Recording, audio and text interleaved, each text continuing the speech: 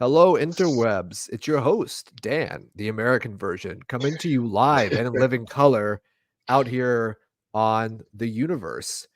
I am joined today by my co-host slash moderator slash debate partner slash arch nemesis, Rigo. We will be joined later today, potentially by some Australian support. We'll see if the Wallabies decide to show up, but if not, we will just be holding you down for the rest of the evening. Apologies for the slight delay in the stream tonight, just making sure we had everything sorted before we got started. As you may have known today, Reds, it has been a very busy past couple of days. We're going to be looking at the new links with Federico Chiesa, the 100 million pound man, now going at bargain bin prices at around 15 million euros. We're going to talk a little bit about Georgi, or Gio, as he says on Twitter, Mamardashvili, and I believe I got that pronunciation right. If I have any Georgian Reds, please correct me. I'm okay with taking corrections. We will also be looking at the game against Brentford as kind of a quick match review.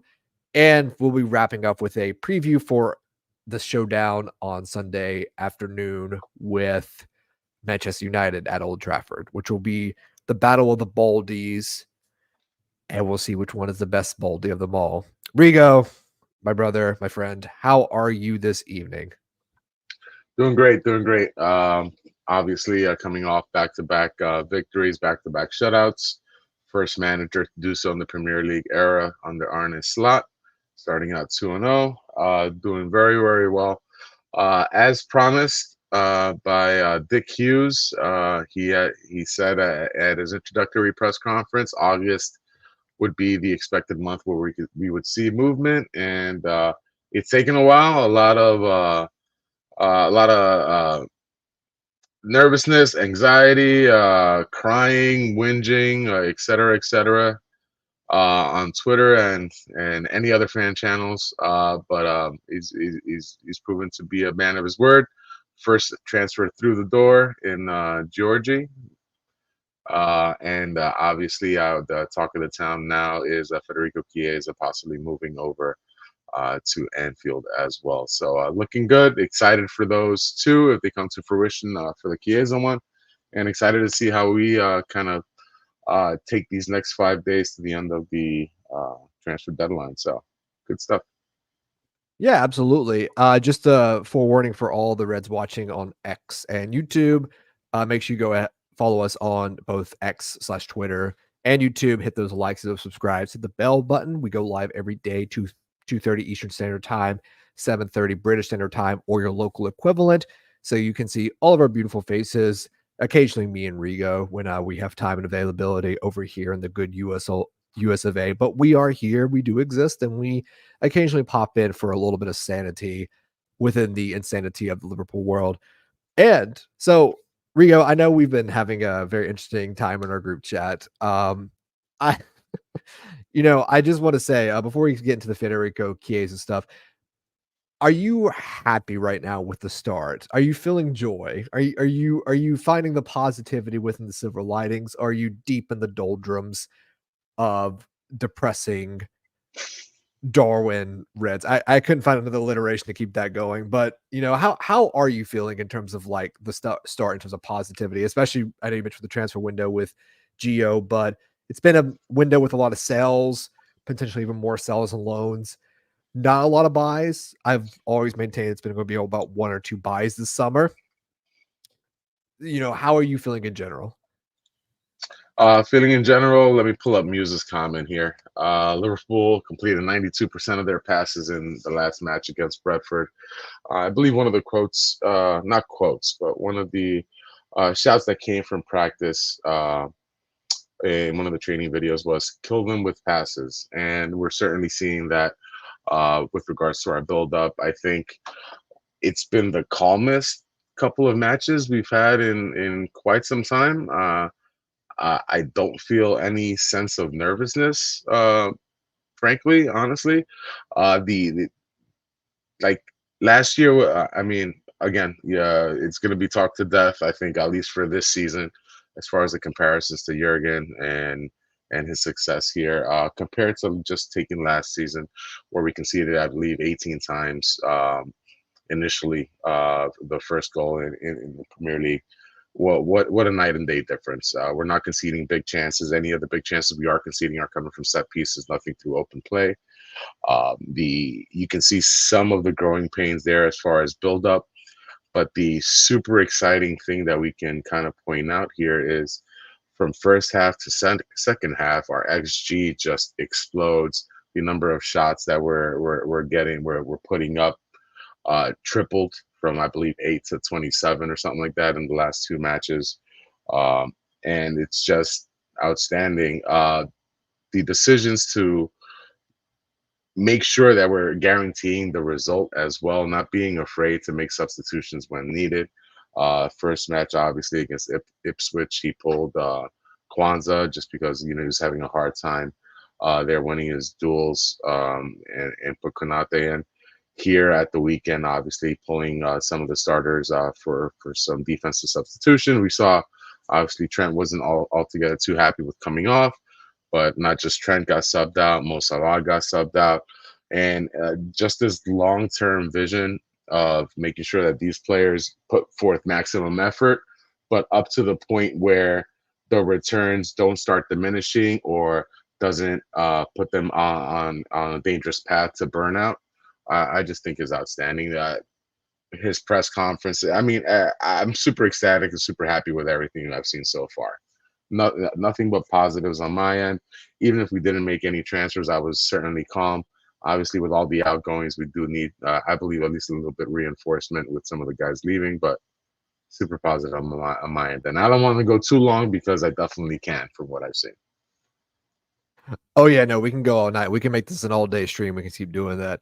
And we got our Australian reinforcements in. CT, how are you, my friend? It is now what? 9 a.m. in Australia?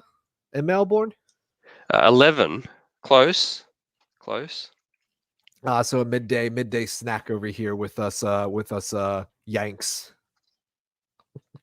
Yeah, sorry for the lateness, but appreciate the opportunity to join you guys in the chat and talk about the great start to the season.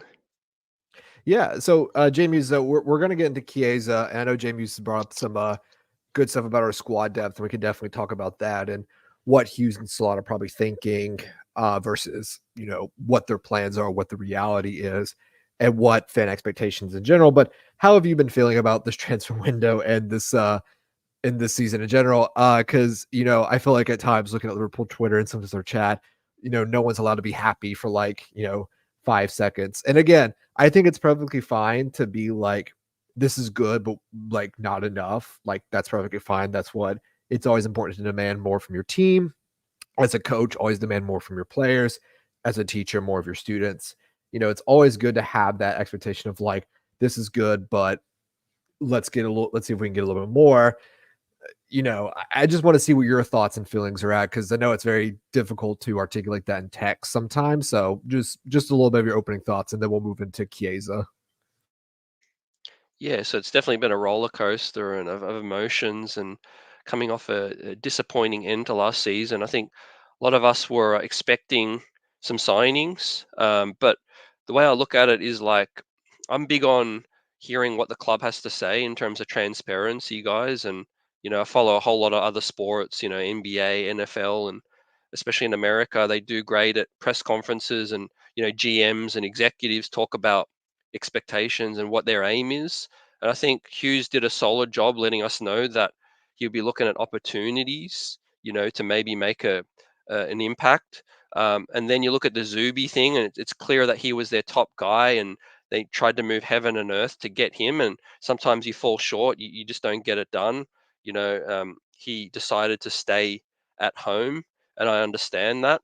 Um, I was sort of more concerned about what's plan B, plan C, and all of that. But the window's not over yet.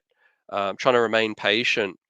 But I like our squad. I just feel like a couple of signings would really push us to be arguably equal favorite, and that could still happen. But as long as they project a message and they stay true to that, I'll be interested to hear what they say at the end of the window. and hopefully they give us a good explanation as to what happened and what's transpired. But Chiesa, be super hyped for that. He's a player I talked about for a while as a potential opportunity. Hopefully we can get a defender in and maybe a mid as well. Do you think that's realistic though? So this has been my thing with this whole transfer window, and why I've said and why I've always steadfast that they're probably going to sign one or two, and it's not because you couldn't do any more deals. It's because time, squad members be moving on, people falling out of favor with Slot, opportunities in the market, like Richard Hughes mentioned. And if you've looked at the players they've tried to sign, they were interested in Euro before United got him. Obviously, Georgi Mamardashvili, who we'll get on to in the second part of the show today. Like opportunist exciting, someone they see as like highly rated before Allison, like with Allison, like really about to explode in potential. And they were also looking at Martin Zubimendi, who they were looking at near the end of preseason. They really went hard in, like you said. And sadly, Martin decided that Santiago, what is it, Rigo? It's in the Basque country. San Sebastian. San Sebastian, Yeah. Muchas gracias. So San Sebastian and those mountains must have been really beautiful, because and the paella must have been amazing for him to stay. Which again, I've always maintained, if you're that easily convinced, if your heart's really not in it, then you shouldn't be here, because Klopp's always said this, that he wants people who are willing to push the train, not just hop on it.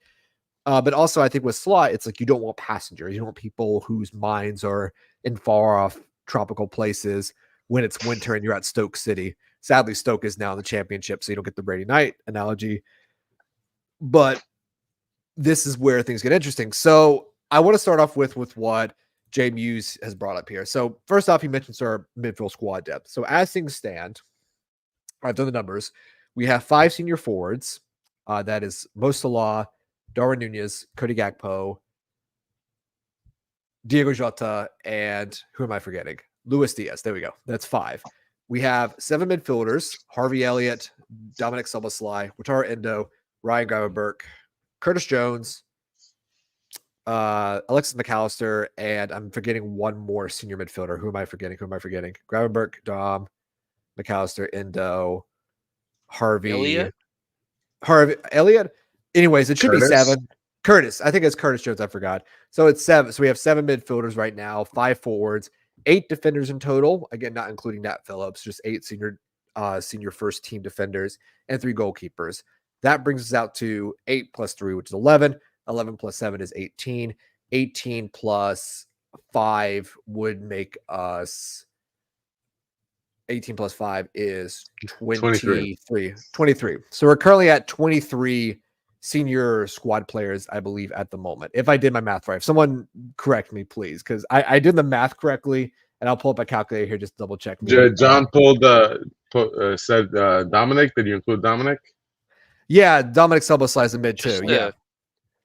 Yeah, just a name that I'm not sure, because there's been so many outgoings, but James McConnell, I think, is still a part of the squad.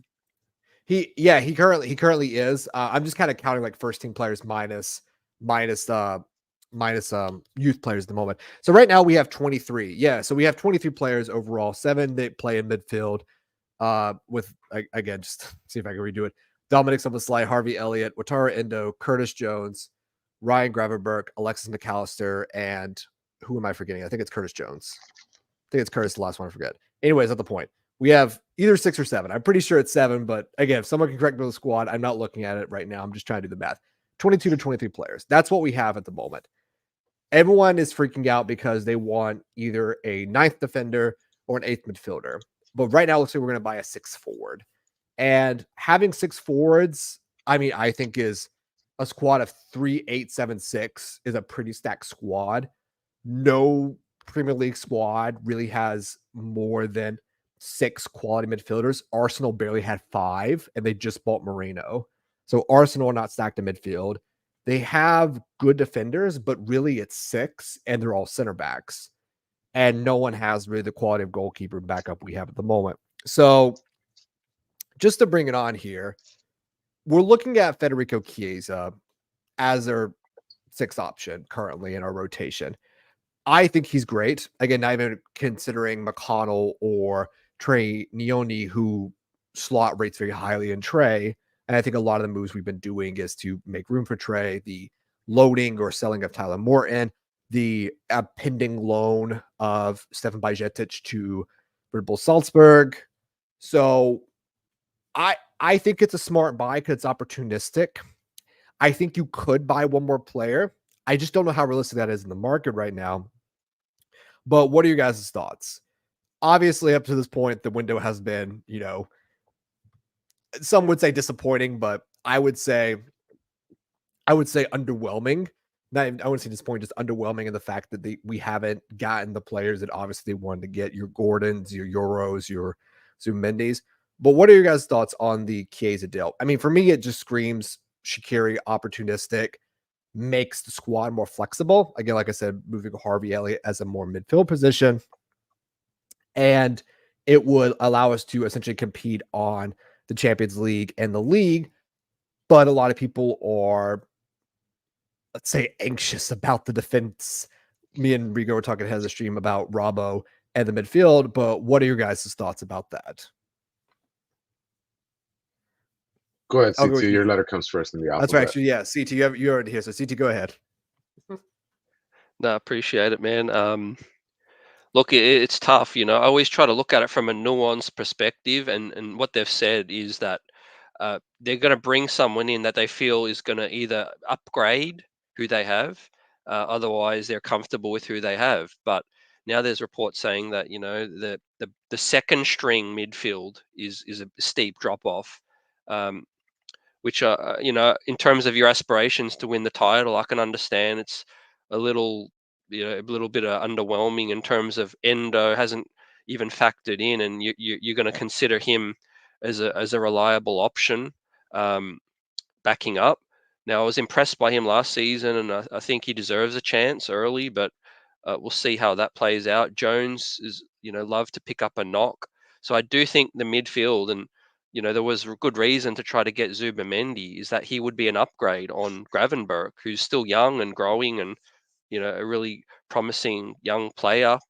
But throwing him into deep waters early, is that something that is either boom or bust? He could take it and run and just develop and be that guy, or we might see some holes in the armor. And I think inevitably, obviously there's January in that window, but yeah, coming into the season, I feel like we are a little short in the midfield. I think, but back to what I said earlier, if you feel like you want to bring someone in, but you like Gravenberch, Dom, and you like McAllister as your starting guys, it's trickier finding or selling players on incoming players on a vision if they're only coming in to be a backup.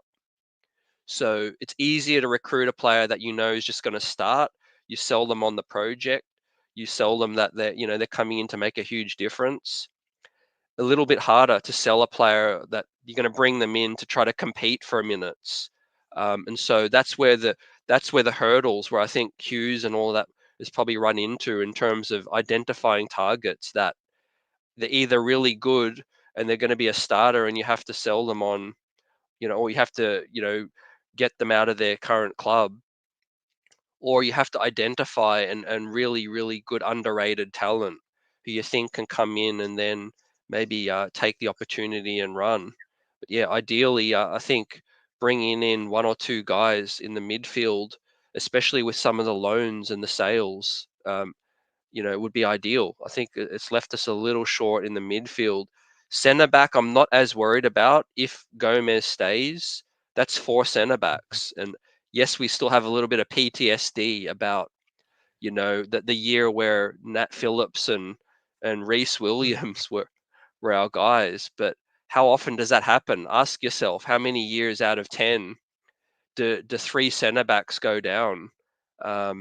So I think we're a little more okay in defence. Left back, definitely, I think would be, a good area to strengthen as well. But yeah, it's interesting that we've signed 2 guys, or soon to be maybe Chiesa, and none of them have addressed the weakest positions. But again, it might make more sense in the future if we do sell a forward. Well, so my thing is the fact that I don't think we're selling a forward. I think it's in anticipation of Salah leaving, and Chiesa is kind of a flexible option on the left or the right wing. Or if, let's say, Salah leaves next year, doesn't resign, and Barcelona somehow find the money to buy Luis Diaz or one of the rumors today, which is hilarious, Darwin Nunez, it gives you that option that's like, okay, we're not effed. There is someone else there that's in the cover. But who would you buy in the midfield is my question, because everyone's been saying the 6, the 6, the 6, the 6. They've been saying the 6 so much. I see sixes everywhere. It's almost 666, the mark of the beast at this point. Like, we're all just cursed and have it branded on our foreheads. A little bit of a biblical reading for all of you there. If you didn't read your Bibles growing up, that's in Revelation. Go check it out. But we've said 6 so much, and yet I can't help but see the light that is Ryan Gravenberch. And I've been saying this since last year that, he can be a 6 and 8 and 10. And all of it is he's not a 6. He's not a 6. He's not a 6. And I said he could be. I'm not saying he's a 6 right now, but he could be in the future. And I think JB's mentioned this earlier with Ryan's stats that his passing was 76 out of 79. He had 9 passes to the final third. He had 3 out of 3 tackles, 1, 2 interceptions, 8 recoveries. So by all metrics, that's a pretty good 6 performance. As a controlling 6, the ball playing 6, you saw his dribbling ability.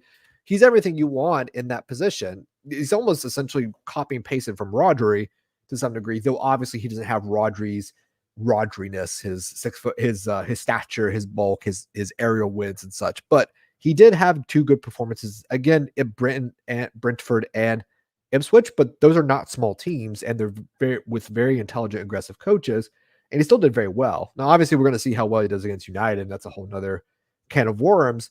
But for me, if I'm going to buy a midfielder, it's not going to be someone who plays the 6th position unless you're saying they're better than Curtis Jones or Wataru Endo. And I think that's what they were trying to do with Martin Zubimendi, which is get a better version of Wataru Endo and Curtis Jones. That's essentially what Martin Zubimendi is. He's more well-rounded. He's more mature of a player. Less worries about his skill set, even though I think some of the worries about Curtis Jones are a bit overblown. But, Rigo, obviously Chiesa is not the position that that people were thinking we'd buy, even though I thought we could buy a forward this window. Obviously, CT gave a great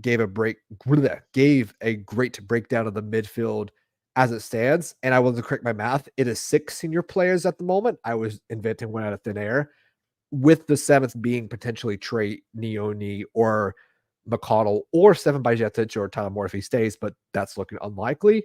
So most likely that 7th position will be Trey's, meaning it would be 22 first team players, essentially a full 11, with a couple of youth players to fill out the squad. Now, Rigo, if you think the problem position right now is the midfield, which I think you share that opinion. I don't want to speculate too much. You can tell me I'm wrong and go do one, but I think I know what your problem position is with this team. Who are you buying? Well, where are you buying? Someone that's more of a 6, an 8, a 10, someone who can do all 3, which is who I think they're trying to buy, like a Zubimendi, who can do a 6, an 8, and 10, can move through the midfield block. But who would you buy at this point? Because it's not going to be Martin Zubimendi. I know everyone's waiting for that bomb to drop with the renegotiations. But who would you buy if you had to buy? Chiesa looks like it's done. I have Twitter just scrolling here just in case we get a late night drop like Caicedo. But who would you buy if you had to buy a midfielder? Midfield. Oof. And again, that's the hard thing, because obviously we've seen how Ryan, even after arriving late to preseason, kind of almost immediately taking the bull by the horns and getting shifted to the starting spot. Obviously, Curtis Jones had a couple of knocks there, and I'm not sure if it's knock related or just because of what he's seen from Gravenberch during practice that he's kind of usurped them. But as far as potential targets, obviously we can go back to the Edersons. Baleba from Brighton obviously was one that kind of popped out over the past week and change. It's pretty difficult just because you need someone who's good enough to just come in and start. some of the names that we've kind of seen have moved on already. Last year's favorite sons, our French duo that we were clamoring for in Kefram Turam and Manu Kone both seem well. Turam's already in Serie A. Kone seems to be on his way there. AC Milan. I think they'll both be at AC Milan. Is that Yeah. where Turam's at? Yeah. Yeah, so pretty sick there. Honestly, just because of what we're looking at and kind of what we need, especially with the squad age that we have and the ability, I think, a very real ability to win the Premier League and the Champions League. I don't see any super teams out there. Even Real Madrid, I think, isn't going to be blowing everyone out the water this year. I'd honestly go for someone that's not at everyone's top of the list, but actually won the Euros this summer. Teammate of Martin Zubamendi, who can be had relatively cheaply, and is a lefty, is tall, can play in a double pivot, and that would be Fabian Ruiz. Reason being, again, offers size, skill, passing, left-footedness. We don't have many lefties at all. At his age, probably doesn't meet the filter that Richard Hughes is using to search for players. But I think on a nice 2 or 3 year deal to come and win trophies makes a lot of sense, especially with the midfield as we have it. As you mentioned, we're down to pretty much 6 senior players, 7 if you count Trey Neone. Curtis Jones, as we've seen, cannot stay healthy for a full year. Every time he promises it's going to be his year, like he immediately isn't playing the next match. I feel horribly for him. He's just stake bitten at this point. But yeah, probably Fabian Ruiz as far as a realistic target that we can kind of swing in. My only thing is that I don't think there's a hope and a prayer for Fabian Ruiz because PSG just sold Manuel Ugarte to Manchester United. And the reason they're selling Manuel Ugarte is because he's not the player they want. They want to stick with Luis Enrique wants to keep Fabian Ruiz. And I don't think you get him out of PSG without a king's ransom. I think he is a good player. And I think he's one that was missed the boat on after he left Betis and he went to Napoli, I believe, for a couple years. He was part of that team with Ancelotti, that very fun team to watch with Milik and oh god, who was on that team? It was very much a FIFA Football Manager team of like cobbled together different players that just like it was not fun to watch Hamsik was there for a while, no? Hamsik, yeah. They played like they had like four. They did the Carlo Ancelotti was doing the 4 center back thing before anybody else at Napoli.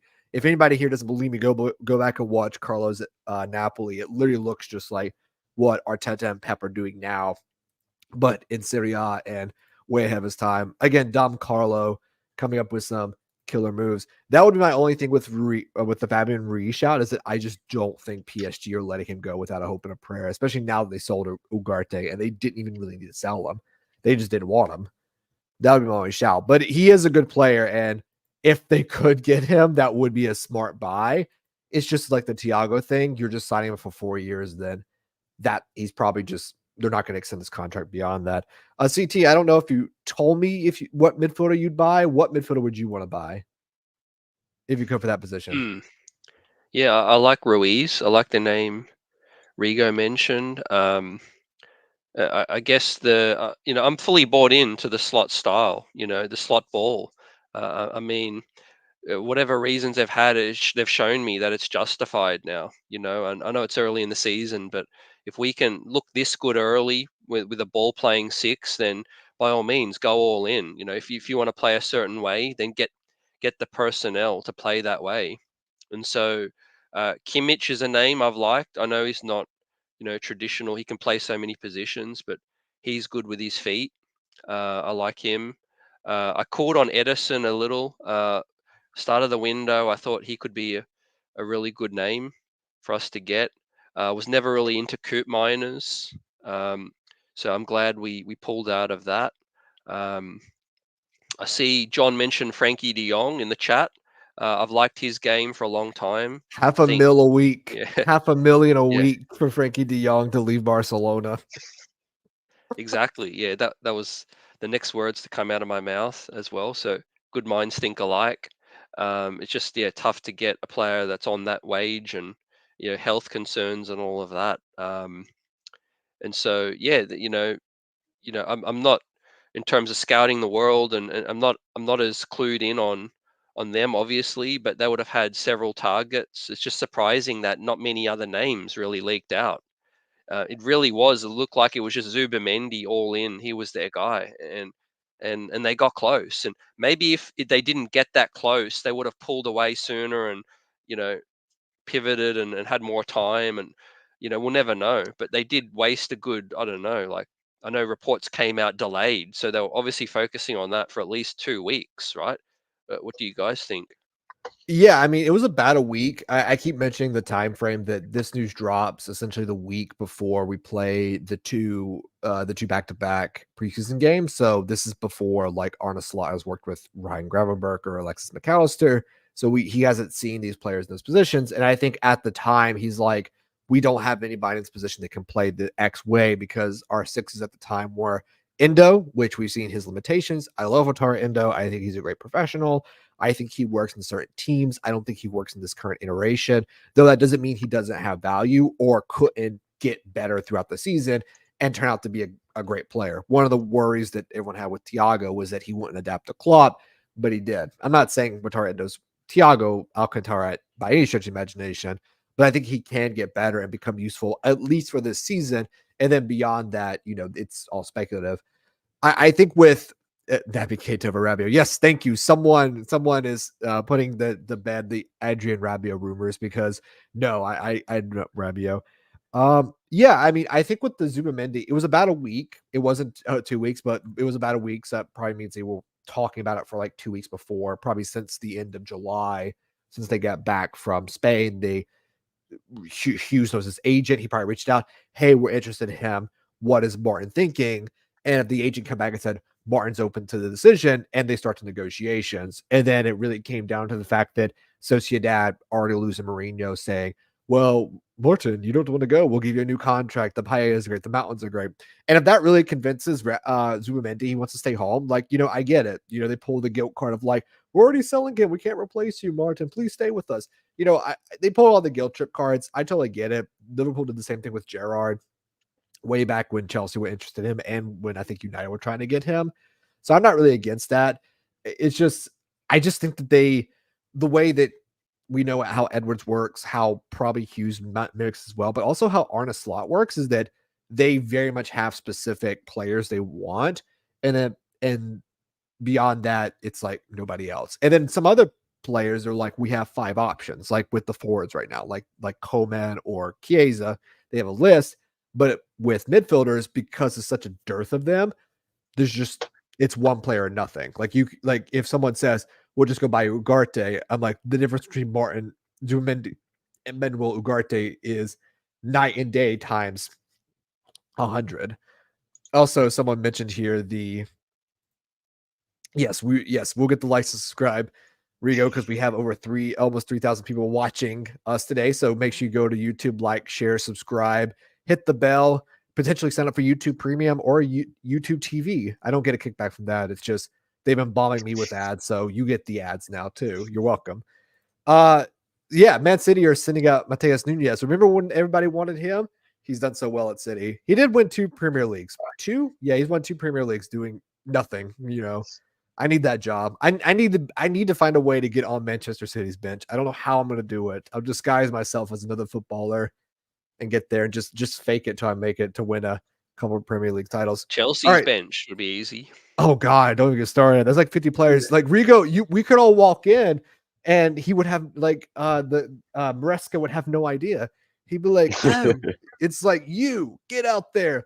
What's your name? Raheem Sterling? It's like, get out there, Raheem.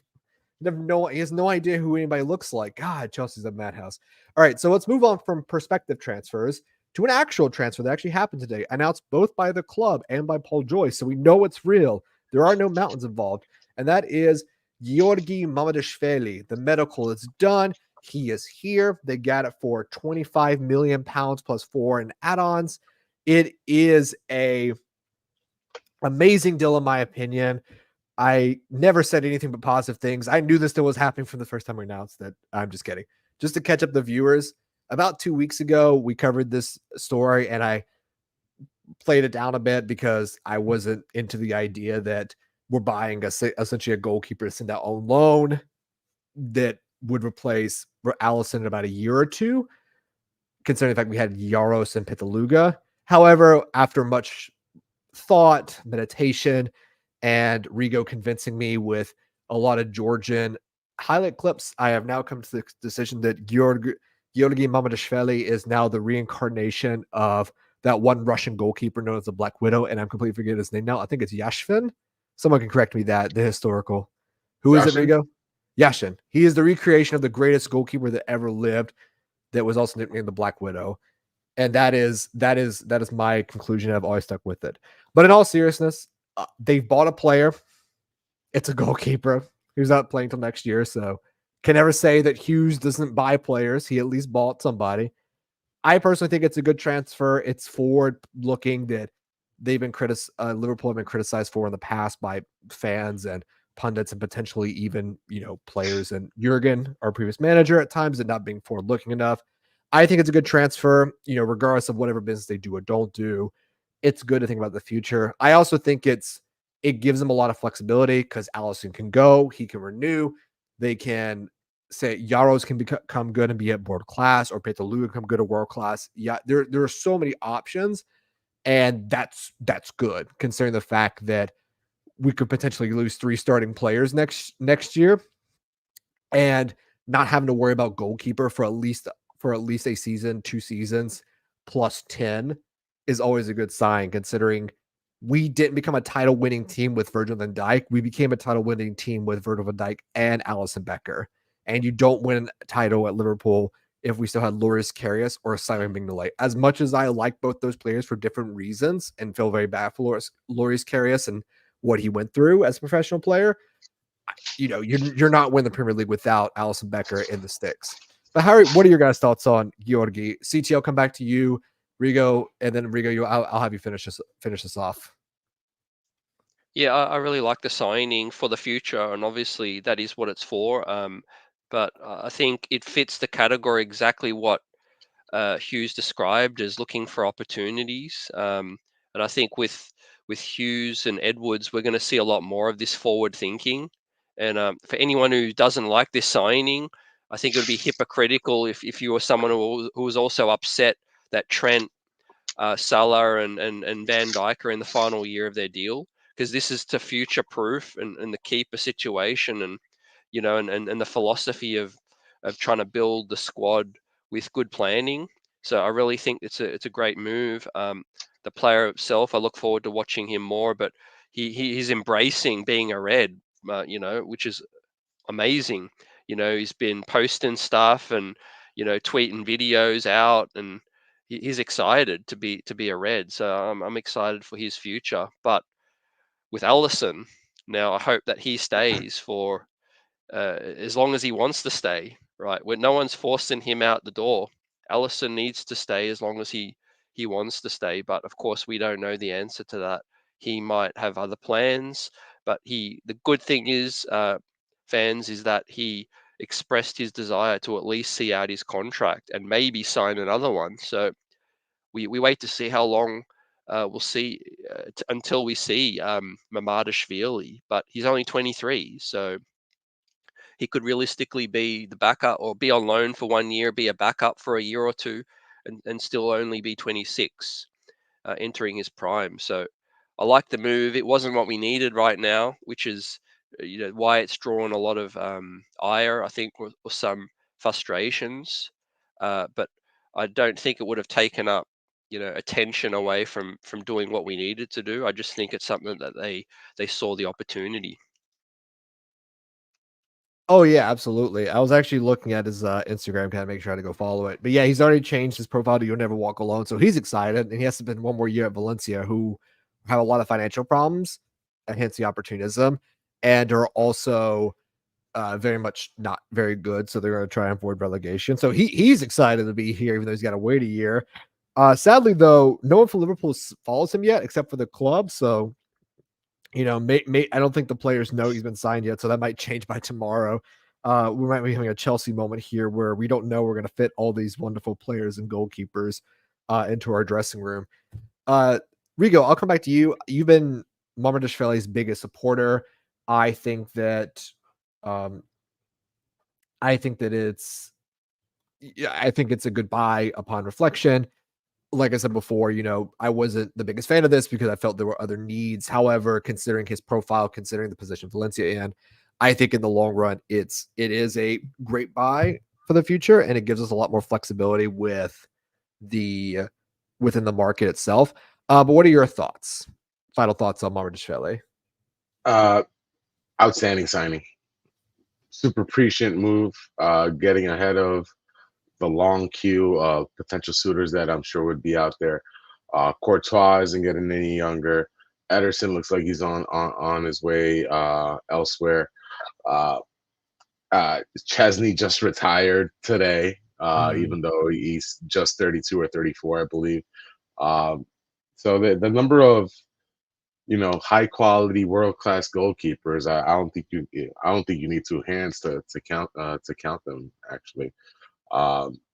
Besides Allison, I think the best goalkeeper in the Premier League is the Argentinian fellow over at Aston Villa. Martinez. Oh, wow.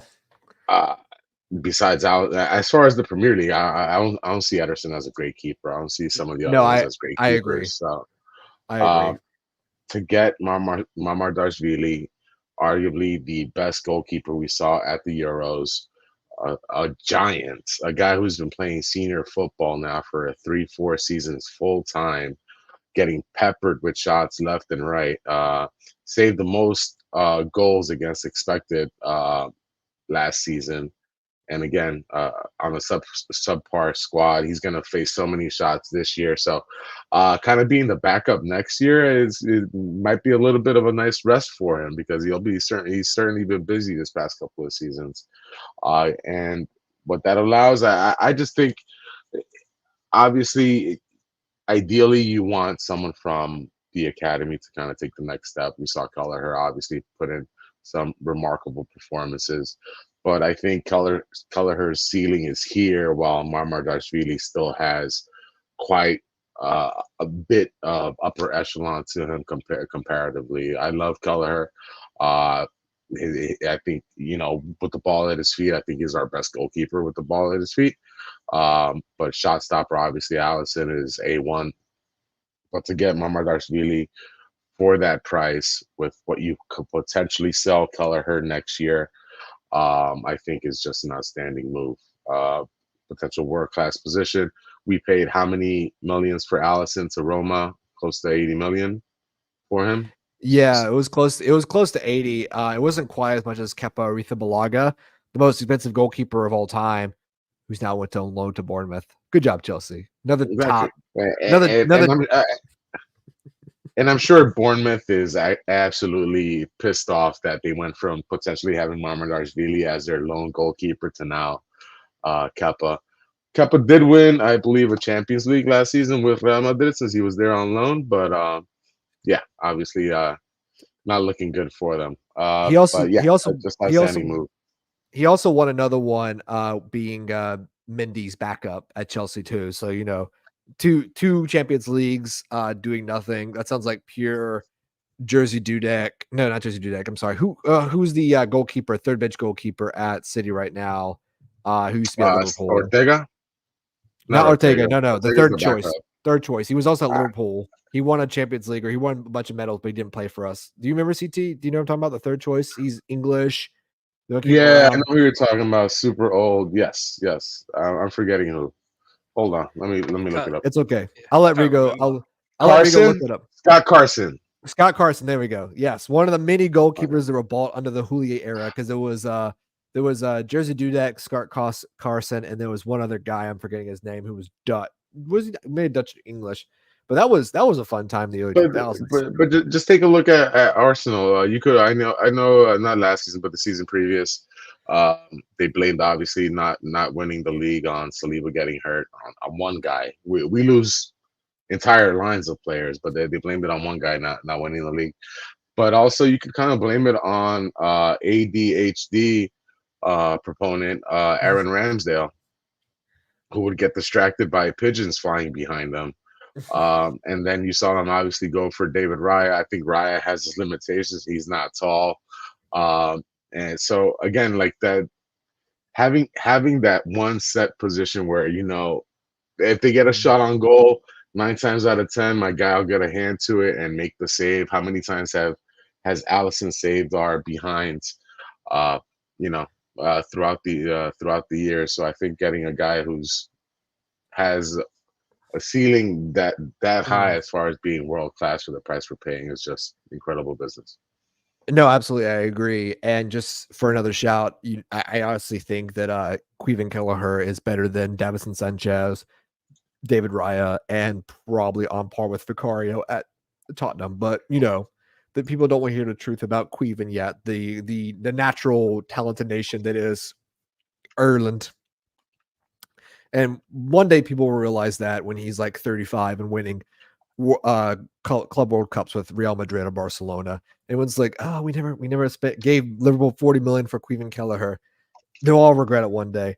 All right, so we're gonna move on to our final two topics. I'm gonna try and nest them into one.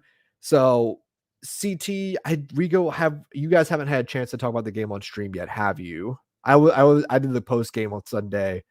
Rigo. So no. Okay, so what we're gonna do is that I'm going to each ask you guys what your thoughts on the game was, who the man of the match was, what you really like seeing. Rigo, I know we talked about this before, chat, but I'll allow you to give me more of your thoughts. And after I hear from both of you young fellas, we'll move on to a match preview for the Red Devils themselves, Manchester United, that we're playing on Sunday at the same time the Oasis is reforming. So it might be a bad day to be a United fan. But CT, I'll come to you first. What were your thoughts on the game against Brentford? Obviously, another 2-0 win, another impressive performance from a lot of players. Really minimized Brentford's danger. They only had a couple of really good plays on set pieces, which that's what they're known for. Give me your thoughts, who your man of the match was, and what excites you, and anything else you would personally like to add to that. Yeah, no, appreciate it. And you haven't had a chance to talk on stream since the game, but 2-0, great result. The style, the way we went about it was excellent. I'm warming and loving the slot ball the more that I see. Obviously, possession, being a little bit more calculated and patient. I think of the words that have been thrown about, but still threatening on the counter, still opportunistic with the long balls and the passes as well. I'll give my thoughts on the Trent thing as well, just as I conclude. But look, overall, I think the standouts were Lucho. Great to see him finish as well. A really, really good finish. And the pass from Jota was amazing. He's on my FPL, by the way. So I appreciated that assist. And the Salah, he's my captain. So I got double the points. I got 20 and I really need it because I'm struggling actually in my FPL. But those guys are holding me down.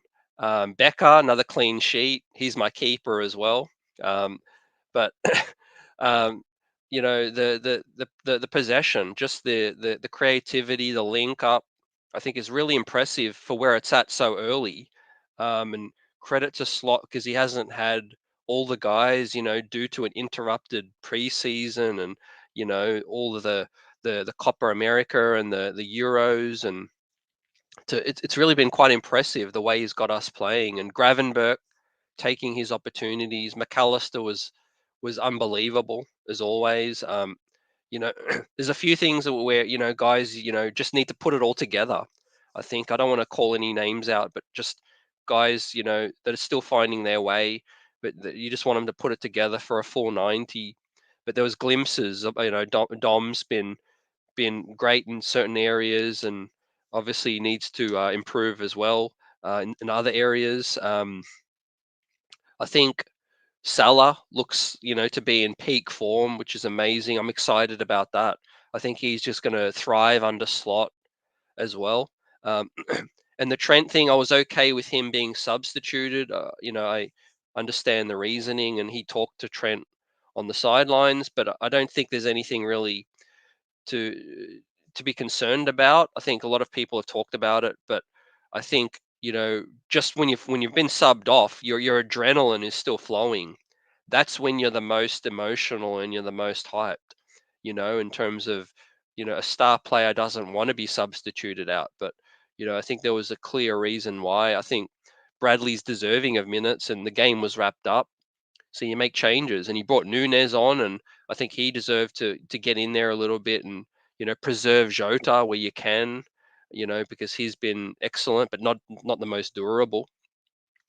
And then you obviously want to try to spread the minutes around as well. So good to see Endo get a little run at the end, protect Gravenberch as well, and yeah, look forward to this week coming up. It's a shame about the international break because we could be on a real roll. And last season after the international break, it was interrupting of our form. We had the great game against Man City, which we should have won.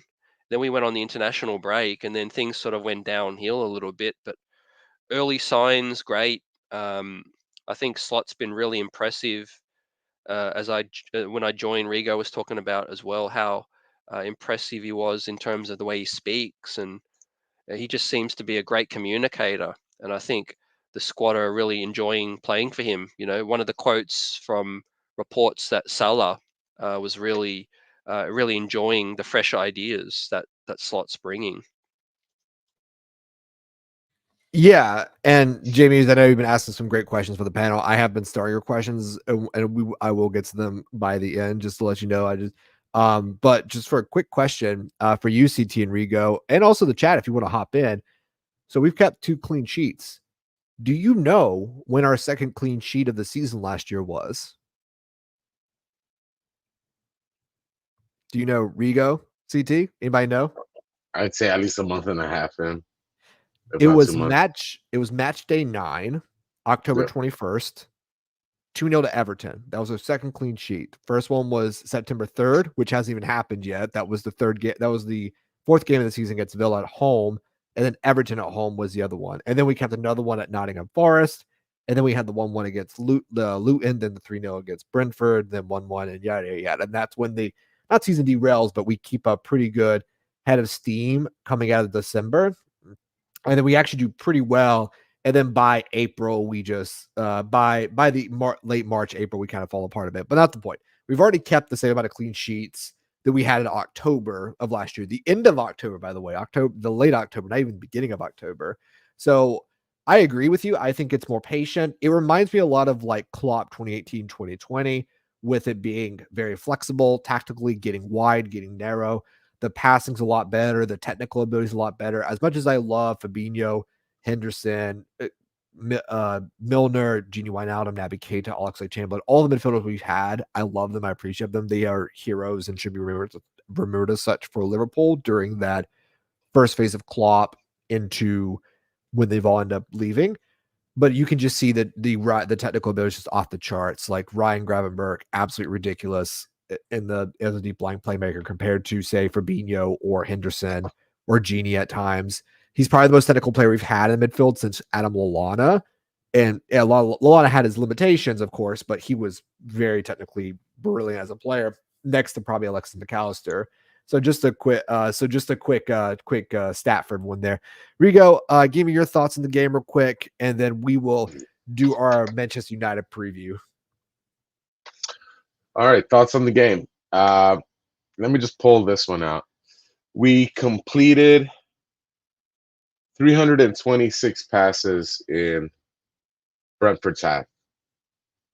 They completed for the game 298 for the game. How many did we complete in their half? How many we completed 326. For the game, they completed 298. So we outpassed them for the game in their own half. Number one.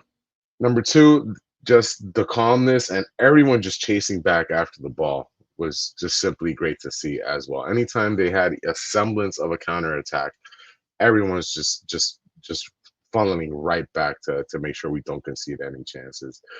Again, last year it felt 1, 2, 3 passes, and boom, they're right at Allison, ready to take a shot, and high quality shot at that. This match, chances for them were very few and far between. They got off a total of 8 shots compared to our 19. The quality of shots also, we're peppering right from within the box. The majority of half their shots were from outside the box.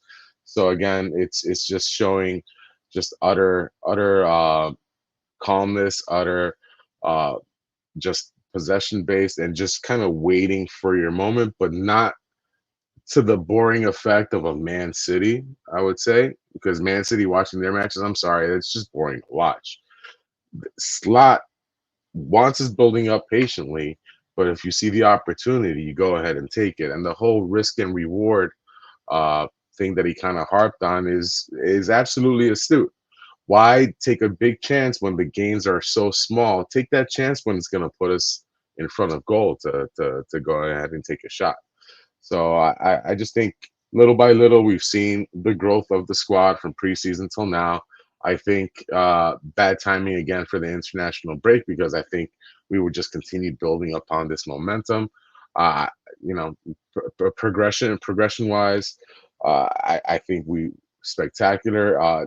The counterattack goal took 11 seconds from their corner being played in until Lucho buries that shot with his left foot.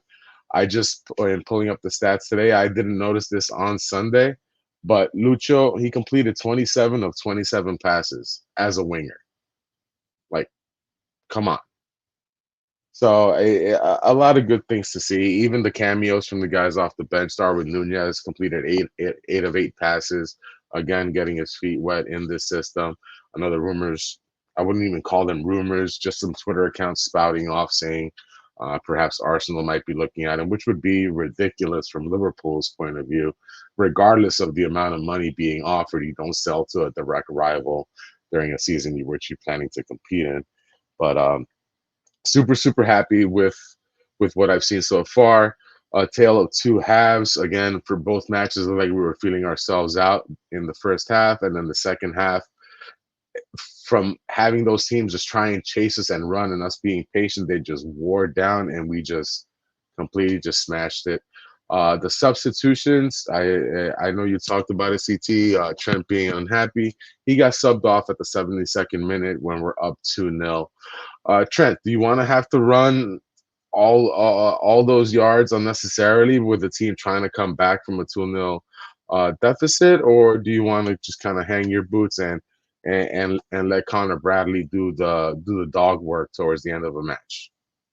You know, again, you want to last the entire year. You weren't healthy for the entirety last season. We definitely missed you while you were gone, although it did allow Bradley to kind of step in and shine, and that's why he's with the first team now. At the same time, you're one of the world-class players and vice captain. So I think everyone just needs to get behind Slot. I like the structure of how they put it, that he is the coach. He's not the manager. He's not dealing with all this excess issues where he has to kind of play father figure to these guys. He's there to coach them to their best ability, get the best out of them. And it's looking really good. He's funny on top of it. And I'm sorry, I'm all in on Slot. I'm just going to go long on this. We're going to face Erik ten Hag on Sunday, also Dutch, and that guy cannot hold a candle to Slot in just a short time that Slot's been here. Slot, for all the matter-of-fact responses and just being straight and to the point, he still has a sense of humor. He's very comfortable in his own skin, which you do not see with Erik ten Hag. He's all about the work and being professional, but at the same time has a personality, has riz, with what the youth is calling it these days, which is charisma. He had that barb at James Pierce, calling him an old bastard, and then he had the barb at Kara on the Sky Sports, saying that no one listens to you anyway. So I'm all for him. He seems very perfect for this job. I just hope to see more of it. And yes, I hope you bring in at least a mid and a center back / LB before the window closes. Thank you. I cede my time. Yes, that was really good, Rigo. And it's actually going to lead us great into our final discussion. We'll do some questions. We are going to be a little bit going over our hour mark, but that's okay. This is the late night show. We get to do it how we want to, and I'm obviously here running the ship, and I shall run the ship either into the sky or into the ground with all of us in it. So we'll just see what happens. Yeah, no, I think everything you said is on point. I think that Arne Slot has come in and endeared himself. He hasn't tried to act like someone he's not. He seems he's very aware of his position. He didn't tap the Anfield side when he walked in, so he's not putting on a show. It's obvious that he's not power hungry. I think like Ten Hag was when they brought him in, and he felt that he was given all his power and he had to make the squad work or he was out the door. I know James. So so one of the worst footballing things I got wrong last year, and then I would even think 2 years ago, was that I thought Erik ten Hag would coach them better. He obviously hasn't. He hasn't reached them for whatever reason. I think that's because he came in with this idea of I need to put my fist down. I need to enforce my will instead of coming in and saying, I'm a new guy. Let me coach you. This is how we're going to do things. And I think that's more of a cultural thing with United than a personality thing with Ten Hag, though I could be wrong about that. But he did well with Ajax. I don't think he's a bad manager. I just think it's a situation where I think Ten Hag put on a face or put on a facade of like what he wanted. He thought he should be as United manager, and it's kind of backfired on him. Okay, so we're going to go move on to the battle of the Baldies, the Dutch Baldies, with the best Baldy of them all, Arne Slot. So we're playing United on Sunday. There we go. I was going to pull up the kickoff time. Does anybody have the kickoff time off their top of their head? I was about to pull it up, and then my browser was a bit slow. I believe it's in the afternoon, correct, Rigo? CT, or is it 12:30? I don't think it's the 12:30 kickoff. Let me see. It's a later game. I think it's a no. I think it's a 3:30 or 4:30 kick local. Let me see. I'm pulling it up real quick. This is excellent. 11 a.m. Eastern. Okay, so yeah, it's like 3. So it's 3 p.m. You're right, CT, which is British Standard Time. And what would that be, Australia? 10 o'clock, 11 o'clock at night? Yeah, it's 11:30, I think, or 12:30 p.m. Yeah, midnight. Yeah. Oh, cool. So nice. So yeah, so we're gonna be playing United. Honestly, this reminds me of 2 years ago. The 22-23 season when everyone was crying for midfield we didn't buy, where we had two very starts to the season. We had a promoted team in Fulham. This year was Ipswich. That game ended 2-0 with Ipswich. Full was 2-2. We then had I think the immediate game after that was Palace. I think it was Palace at home, or I think it may have been Bournemouth. I think it actually was Bournemouth that year. Oh God, I feel bad because I feel like it's gonna be on point. Anyways, point being is it's the second time in the number of years we're playing United as away as our third game of the season. I think there's a chance that Liverpool might embarrass Manchester United, and that worries me because I wonder if someone's going to kick out and try to injure one of our players. And the reason why I'm worried about that is because it's going to be after the transfer window closes, so we can't buy anybody else. And then it's going to be Trey and Yoni holding down the midfield, and from now until the end of the season. I think United look absolutely terrible. I know people were saying they looked good at Brighton. They looked good for about 20 minutes, and that's because United have done that for the past 2 years where they've looked good in spells. They have bought better players. One of them's injured. His name is Lenny Euro. The one they bought last year, Højbjerg, Højlund is also injured, I still think. I don't think he's started this game. And they just spent 60 million on Manuel Ugarte, who is a good player, but I don't think he makes them better. For me, I don't care if this game ends in a win or a draw. I just don't want to be injured. Obviously you go to Old Trafford, you get a win. If you get a win. And only some of the comments show up. It's a weird thing with the streaming software. Only some of the X platforms do as well. And don't worry, Tip, I have your question saved, so I will get to them at the end of the stream. We're just running a little bit over today. I could see Liverpool going in and it being similar to the Ollie's at the Will game, where we're 4-0 up by halftime if things go right, especially with how Slot has them playing, where they can go from quick passing to direct very quickly. Conte's in good form. Everyone looks like they're in good form. There's a breath of confidence. Jamie Hughes is saying Brain says 0-0, hoping 1-0. Jamie Hughes just let you know we were 1-0 up at halftime at Old Trafford. It could have been 5-0. And that's when Liverpool were injured and out of form, and we were injured, we were out of form, and we were kind of chugging a bit at that point. And this is a much fresher team. I think this game could get very bad for United if things go Liverpool's way very early. And Anthony Taylor is the ref, who was also the referee when we won 5-0. I think Ten Hag's going to try his best to make sure this is not a bloodbath and United at least get a draw out of this, because if he doesn't, I think he could get sacked by November and they bring in a new manager at this point with the amount of money he's gotten and the players they've bought in.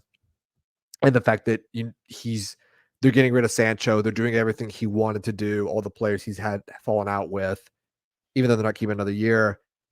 I think this could get bad for United. I think Ten Hag's going to do everything he can to keep it from not being a bloodbath. Like Jim Muse mentioned, a 0-0. I honestly would take a 0-0 right now if you offered it to me. If it's a 0-0, no one gets injured. I know Rigo's face like that, but 0-0, no one gets injured, because that's what I'm worried about with this United team is the petulance. And Rigo, just hold on. I'm just saying 0-0 and no one gets injured. I think it could actually be bad. It could be a 4-0, a 5-0 if Liverpool play well. But that's just my thoughts with where we're at right now and when United are at. Even with all the money they spent, Xerxes looks like a decent player. I just don't know how well he's going to be for United. But yeah, that's where I'm at right now. What are your thoughts, Rigo? You seem like disappointed in me. Not even like mad, just like, Dad, come on, man. What are you saying here? I was just saying that because I don't want anybody to get injured. That's my biggest worry about this game. It's not losing. It's not even drawing. It's just I don't want anybody to get injured, because if they get injured, I'm going to have to hear it for 3 months about Liverpool didn't buy X player and it's some player that plays for AC Milan or another team. And I just can't deal with that. Just please no one get injured. I just don't want to deal with the fume. Well, that's very disappointing. Sorry. Like at no point should we want anything less than a victory against Manchester United. They knocked It is at us Old out Trafford. It is on Old of a Trafford. cup. They knocked us out of a cup last season.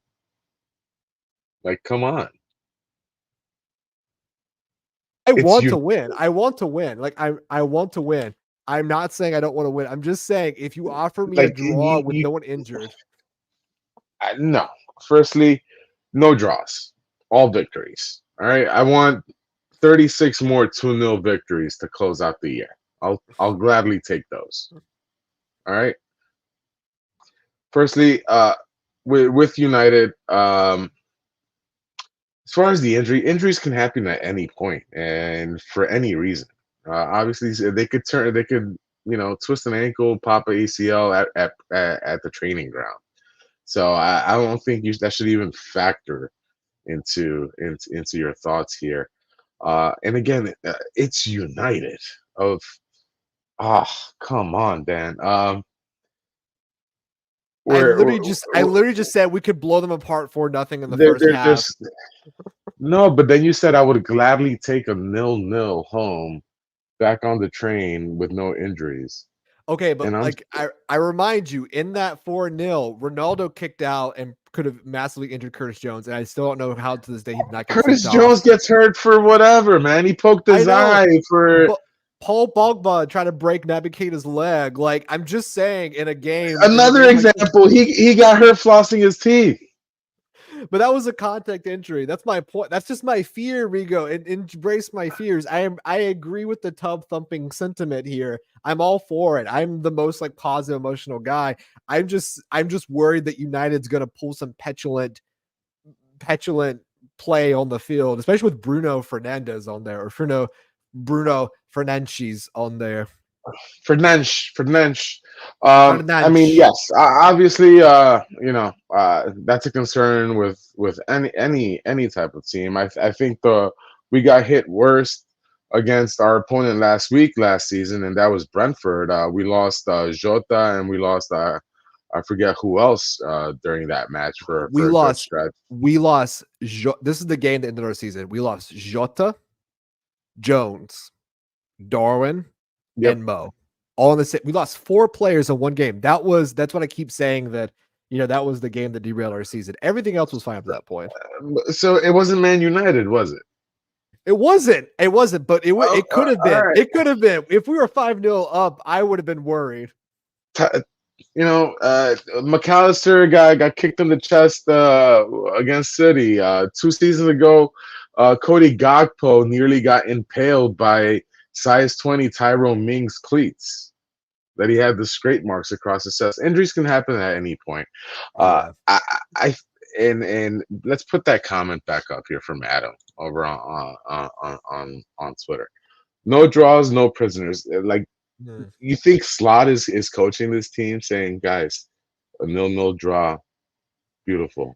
Let's take it home. Let's put it in our back pocket and take it. No, we have to go for it. I think again, kind of going in line with the new regime.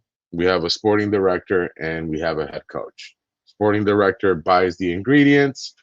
Head coach has some influence in that, but I think the last call, unlike previous, it comes down to the sporting director, and then the head coach just does his best to get wins by any means necessary. Okay, because that's his job. His job not to be a dad, psychologist, recruiter, et cetera, et cetera. He's there to coach to the best of his ability. In his interview with Jamie Carragher with regards to the re-signing of the contracts, I'm here to coach them, make them spectacular, and if they want to stay, they'll resign. Like, regardless, I'm going to coach them 1,000%, and that's the only thing you want, honestly. And I absolutely love that he's just there to win games. And bottom line, we'll do what's necessary. The adjustments he has made when we're leading fall in line right to that. I have a lead. Boom. What moves can I make to secure the lead? I'm not here to F around, be cute, play around, try and be exciting or anything. I'm here to secure the victory and be gone. So I think at the weekend I'll sign up for another 2-0, and happily see them melt down on Twitter, etc. Again, the loudest, most vociferous Manchester United fan on the interwebs is Mark. Is it Goldstein? Goldbridge? And it's a Gold pseudonym. something. It's not Mark his real name. Goldbridge. No, it's It's not not his real name. So, but that's the hugest fan, supposedly, right? He loves Liverpool so much, man. Like, his analysis and viewpoint on stuff that's happening with Liverpool and our moves absolutely screams to me like someone I'd love to just have a chat about Liverpool with, because he's very level-headed. He sees the forest instead of just the trees, and is in line with the positive thinking that I'm behind. And he's gonna lose it, but I know a big part of him is gonna be like, that's a well-coached team. That's some nice football being played. We hired the wrong Dutch master. And that's what it's going to be. We're coming out of there 2-0 minimum. And they're going to get so worn down and tired from chasing us around. Casemiro, he was on his last legs 2 years ago. He's on, basically running on fumes at the moment. That's why they got Ugarte. So I just don't see any way that we don't come out of there with a victory. I don't care if they want to kick at us, get all the red cards you want. We're coming out of there with a victory. We got to keep up with the Joneses. City's not going to lose. Arsenal's not dropping points, even though Watkins basically gave them the victory at the weekend. So we got to keep up with the Joneses. Victory, victory, victory, victory, victory, up until game week 38. Yeah, no, I agree. Is this the Knicks fan from YouTube? I have no idea. You're the Knicks fan. Before I go, this is actually what I kind of wanted to lead in with. Muse, thanks for reminding me. Slot is way less emotional than Jurgen, right? And I think things happen for a reason. Obviously, we needed that from Jurgen to carry us through to get where we are now. Now we need the guy who's just going to keep us focused on the task and the mission at hand. And I think the emotions and the big waves that you see during matches, Slot's style and his coaching demeanor and just the way he is on the sideline doesn't allow for that. And if he starts seeing that, adjustments will be made. And we've seen that already. So I think he takes the emotion out of the game. We're here to conduct business. Let's play our symphony and come out of there with a box office hit. So Yeah, thank you. yeah, absolutely. And also, do we have a Knicks fan here? Is someone? So we have an X user. Are you the Knicks fan, Rigo? You have two right here. Knicks. Why do you hate Hell yeah. yourselves? Why do you hate Hate yourselves? myself. Yeah, a Knicks fan. I'm from Queens, New York, born and raised. You didn't have to choose the Knicks. You could have just said like, "Oh, I like the Celtics or like the Lakers." Like you could have chosen anybody. Knicks, Mets, Giants, Liverpool. Oh God, the Mets. Ugh, it's like the Yankees fans without the success. I'm just kidding. I'm just jostling you there, Rigo. Listen, in all honesty, I agree. I would obviously take a win over United. I was just saying it more from be a little bit argumentative on the fact. I think it'll be a game that I expect Liverpool to win. United could beat us if we just make some mistakes and they capitalize because United do have good players. I agree on the Mark Goldbridge thing. I would love to have a sit down with him because I think he's very level headed when it comes to football in a way that Neville isn't when it comes to United. I think there's even Trey United is probably the other famous one who United always lose when he shows up, which is hilarious. I think there's a lot about what Goldbridge says. It's just like, it's always like, it's just good. It's solid. And yeah, I would very much like to have a level head discussion about him because there's a lot of things about United that, I think that are the poison chalice, the glazes and the transfers, which we can talk about another show. Listen, guys, we are at almost 4,700 viewers right now. I was going to tell you right now, X users, some of your comments aren't showing up. So if you want your comments to be shown, hop on the YouTube, subscribe to the LFC Transfer Room, hit the notification bell. We stream every day, 7:30 British Standard Time, 2:30 Eastern Standard Time, or your local equivalent. We'll wrap this up in a little bit because I do want to hit some of the late night questions. So if you guys want any final questions, get them in the chat because it is getting late for all of us. So I do want to wrap it up. But CT, I'll come to you. Rigo had his very good tub-thumping speech with everything. Give me your thoughts on the match, quick match preview. We'll then do some final comments, do some final quips, and then we'll call it an evening. So give me your match preview real quick. Yeah, just changed my mic up. Apologies if the audio is different, but yeah, had some tech difficulties. Can you hear me? You're good, CT. You're good. Yeah, perfect.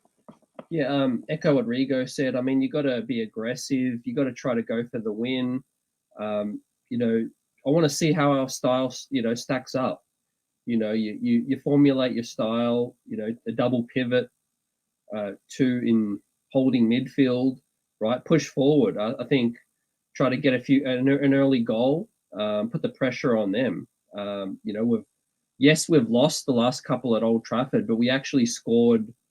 We look like we're going to score the first, and we scored the first in a lot of these games. So Jota's healthy, and I'm appreciating that while we have it because I don't know how long he's going to stay healthy. But when he's in the lineup, we are the most dangerous in terms of finishing.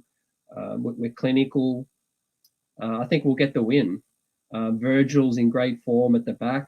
I mean, how impressive has Kanate been, guys? He's just been excellent since coming in. So I'm looking for our form to roll, and I think they'll want to get the win before the international break because that'll be 3 of 3, and it'll be full steam ahead.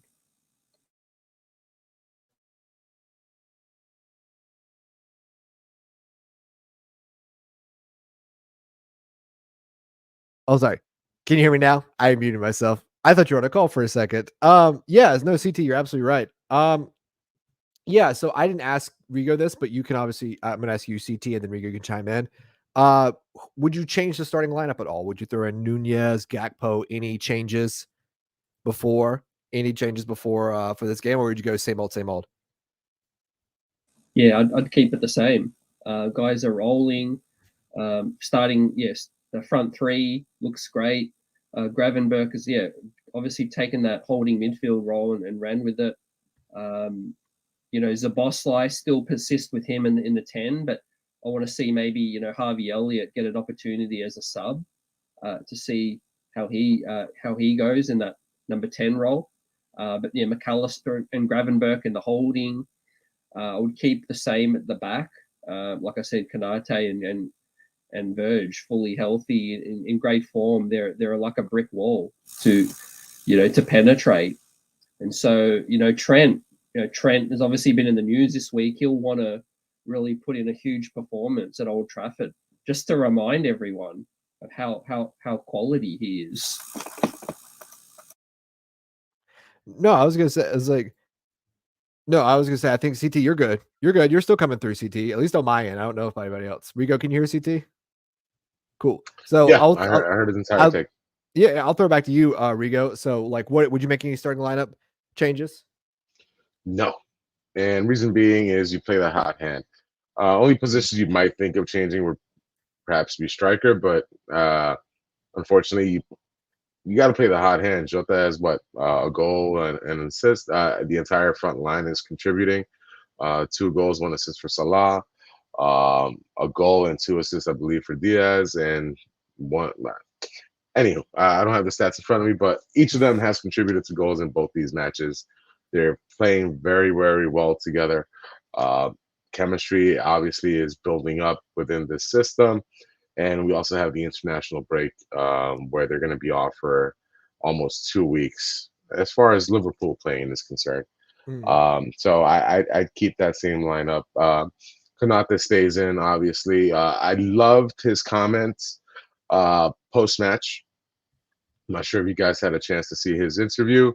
Obviously, he lauded Mo Salah and his tremendous goal scoring and assist record, 128 out of 128 goals, assists in 128 matches at Anfield. But the main thing he said was, I think people forgot about me. And I'm here to show that I'm one of the best defenders in the world. And damn it, that was music to my ears. As far as defending space and that right side, I don't think there's anyone. Even though I love Jarrell Kwanzaa, he does not have the speed or the physicality of a Konate that can kind of just lock down that entire right side. We're definitely going to need that against United and their speed threats on the wing. And as far as the midfield is concerned, Grav obviously like duck to water within that role. He's doing very, very well. McAllister somewhat subdued, we might say, but I think a lot of that has to do again just because we're not completely as comfortable or in our final form, obviously, of building up through the middle and kind of progressing the ball that way. So Boslai has to stay there. Again, we need to be careful with him. We don't want to wear him down. Obviously, last year he started off all gangbusters as well and kind of tailed off after injury and after all the running. But I still keep those midfield 3. And again, how spoiled are we? Virgil van Dijk, just absolutely class performance after class performance, snuffing out danger, cutting everything off, calm at the back, and we just act like it's normal when other teams would just absolutely kill for him. Allison, all the one-on-one defending, thankfully it's out the window now, and 2 clean sheets out of 2. I think he's going to win the Golden Gloves this season. I called it in preseason. Refer to our chats on WhatsApp there, but yeah, keep it the same. Keep them rolling. Ideally, we're up 2-3-0 and be able to make some even earlier subs. But yeah, keep that same lineup and let's go 3 for 3 before the break. Yeah, no, I agree. So before we move on to our final questions, and we'll call it a night. Score predictions. Rigo, I'll throw back to you. They'll go to CT. What's your score prediction, Rigo? I'm going recency bias and trending data. My analytics hat here. I'm going 2-0. 2-0. Goal scorers? Goal scorers? No. Mo with 2. Mo with a brace. Mo. And I'm going Lucho once again. Nice. Good one. CT, what about you? Yeah, so I'll go 3-1. Liverpool with the win. Unfortunately, we won't keep the clean sheet, but we get the win 3-1.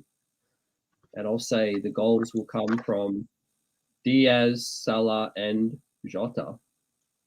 All front three, nice. I actually, based on recent trends, I actually think Liverpool might overperform their XG a bit, and they've underperformed by a goal and a half. So I think we correct that trend and actually we win 4-0. Go scores Salah, Jota, Lucho, and Soboslai. That would be my prediction as well. All right, so we're going to move on to our final comments real quick, just to wrap everyone up, and then we'll call it an evening. I know everyone has their days to go, and we appreciate everyone. Again, we were at 5,000 viewers, at members on Twitter, following this channel. Please hop over to the YouTube, subscribe. We're almost to 11,000 follow subscribers. We get to see your comments. I know it's engaging when you can't tell all of us just how we got everything wrong, and we need to sign Frankie de Jong and Luke Keba yesterday. Please, if you want to engage with us, hop on the YouTube, put in the LFC transfer room, follow, give it a like, give it a bell notification. If nothing else, it's like an audio recording podcast. You get to hear our lovely voices talk to keep you through the evening or put you to sleep. I've been told I can do both, keep people awake and put them to sleep. It is a lifelong skill. So moving on to some comments. So Tip sent me two. So first I'm gonna do any links outside of Chiesa. I don't know if Rigo or CT has seen this, but right now the links are no. Most everything that is outside of Chiesa seems to be all speculative. In the no accounts, ITK accounts is the abbreviation we use, speculating that potentially Jared Braithwaite, Jared Braithwaite, or I think I'm saying that right. Please correct me. I'm so sorry I messed up his name from an Evertonian. Braithwaite. There we go. I don't know. I was giving him a new name and a title. I apologize. Or Lukeba from RB Leipzig. Those seem the two strongest ones. Obviously, those are really the only center backs available in the market right now. Any Gomez news? Again, nothing really new for Gomez. CT, Riga, I don't know if you guys have ever seen anything else. The most recent report is that Liverpool are looking to keep him. He was also on the bench versus Brentford, so I think that's a telltale sign that he's probably not going anywhere. On Friday, sad for all the Gomez haters out there. He's sticking around. So just to wind it down, would you guys be happy with Joe Gomez as fourth center back? I personally am, because if he's your fourth choice center back, that's pretty good. Rigo, CT. Yes. Yes. Would you swap Gomez for Braithwaite or Lukeba? Real quick. Yes, no. Yes. CT. Yes. Yeah, you guys are so mean. Go ahead, Rigo. Give me a quick explanation. Defend yourself. Gomez, 27, about to be 28. He wants to be in the English national team. He wants to be a starting center back. He wants to play center back. That's not really going to happen with us, unfortunately. And as far as being able to go on the left back or right back, I don't think that's going to fit with Slot, unlike last season with Jurgen. For him to kind of get the flowers in his career, he kind of needs to have a starting spot. I think it'd be perfect time for him after 8-9 years here at Liverpool. I think he's done his service. Wish him the best of what he can do, and I think recouping a fee in the 40-45 range after the small outlay that Liverpool paid to get him through the door, I think would be outstanding for both parties. Getting in a young left-footed center back, I think, is crucial. I think it's very necessary. You need different passing angles. You need different modes of attack. You need different options. We're very, very, very, very right-sided. I love being on the right, not politically, but as far as rationale and on the right decisions of things. But we're way too right-sided, and I think him moving on and getting a young guy that can progress, get better, and potentially either play left center back or that left back role a la Guardiola or a la Calafiori, I'm sure, I think would be great. Yeah, CT, anything you want to add to that? No, that's spot on. With what Rigo said, I think just age. Gomez, he wants to play more consistently. Last season, he got a lot of consistent minutes, but I don't know if that's going to happen this season. But to the question and any links, I still see Gomez leaving. I think there might be a last-minute bid. It just depends on whether it meets our valuation, whether personal terms can be agreed. but I still think Gomez is weighing up his future. It just depends whether an actual bid comes in and whether we have enough time to get a replacement. If we don't have enough time to get a replacement, he's not going. Yeah, I know. Speaking of replacements, I don't think anybody's ever forgiven me for the hype for that chat, and I apologize. That was last year, 2 weeks ago. Gage, just to give you a quick response before we move on to our last question. Apparently, the only person that's mentioned it is again ITK in the know, which usually means that they are pulling everything out of the wind. Who's an Arsenal reporter from Chile? Not very reliable. I don't think it happens. I don't know where Arsenal gets the money for that. They just sold Nketiah, but I don't think they're going to have money to buy Nunez from Liverpool. And also, I just don't think he would work in Arteta's system at this point. I think Nunez is a great player. Thankfully, we're keeping him. So, but maybe for Rigo and CT's case, we're also keeping Joe Gomez, which they seem to be very sad about. All right, we're gonna finish it off with just one more from our regular moderator, Mr. J Muse himself, and I appreciate it. So he said that I'm gonna kind of do both. He said we have a thin squad right now. I've already laid out that we have currently 22 senior players, minus youth players, which is a strong squad, but obviously there's always room for improvement. He says that our 4 center backs enough to win the league. When we won the league, we had 7 defenders, with our 8th being James Milner as a backup left back.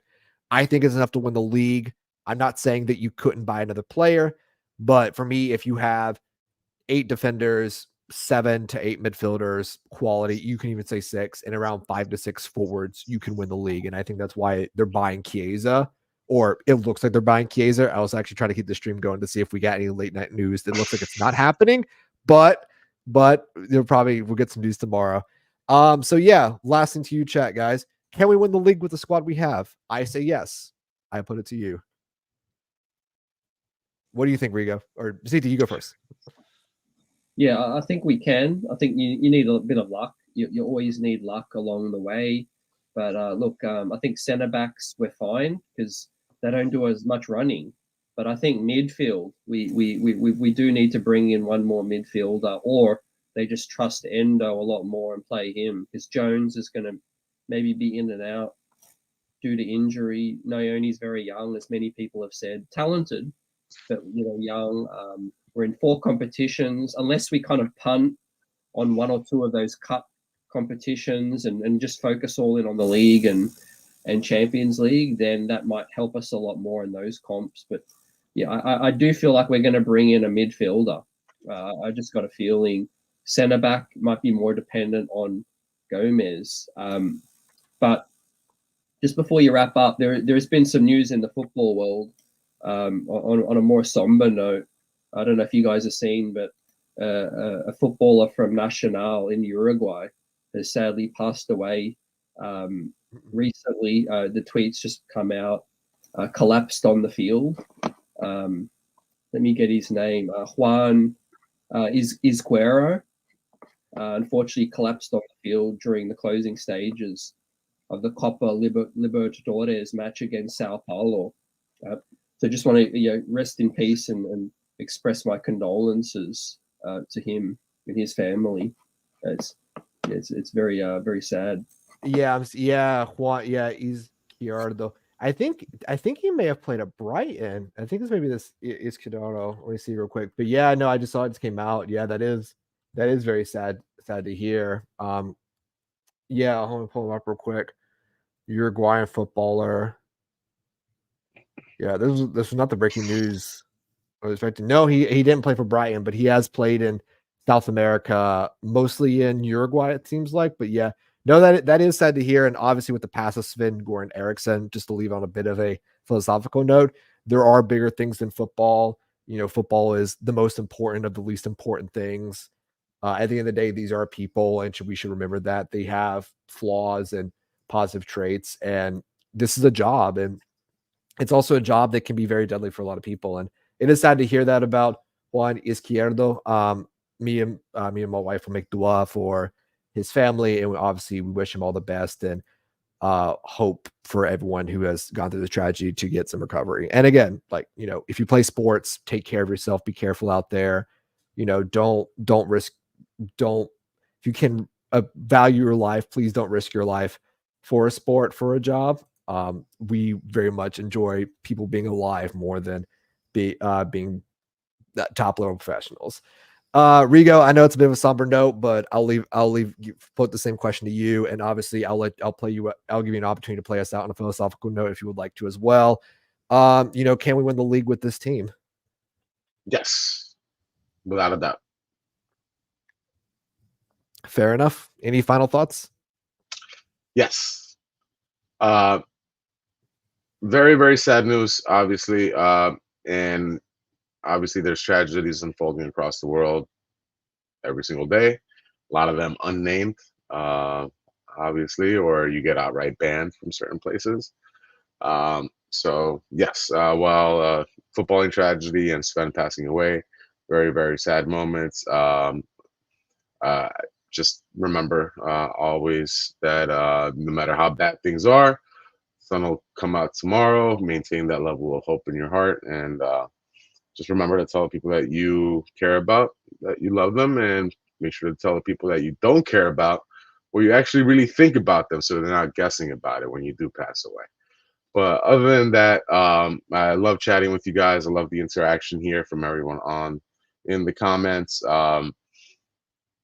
It's one life to live. Enjoy it. Don't get caught up in the minutia, and don't get bent out of shape from non-transfers. There's way, way more important things happening. But thank you all for tuning in regardless. I agree. And remember, it's as the motto goes, you'll never walk alone, you'll never walk alone always. Even with those that are not Liverpool fans, no one should ever walk alone, and no one will walk alone. I will say, on a piece of positive news, everyone who was released for the academy did sign for a professional team, more or less. So that is also a good sign, is that young players are still playing the professional game and can make careers. Because if you guys don't know, it's very difficult to become a professional footballer in any sport. But the fact that these academy players are having that chance, this opportunity to make a career, provide for their families, provide for their lives, and just enjoy their lives, is also a positive sign as well. I'll leave it there, guys. A little bit of a somber note, but thank you all for joining. Over 5,000 people watching us right now. Please head over to YouTube, subscribe to the LFC Transfer Room. Have a good evening. Have a good night. Find a friend, find a loved one, call them, tell them you love them, tell them you appreciate them in your life. Also, you find someone you don't like, you can tell them a bunch of other things, as long as they're not your boss and it gets you in trouble. Call your mom, call your dad, call your sister, call your brother. If you have no one else, find someone you can call.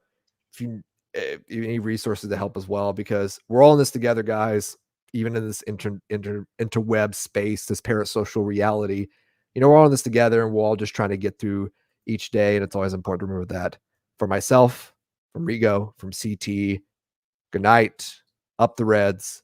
You'll never walk alone. Manchester on Sunday. No draws. No draws. Also, I hit the wrong button, so that the moment's ruined.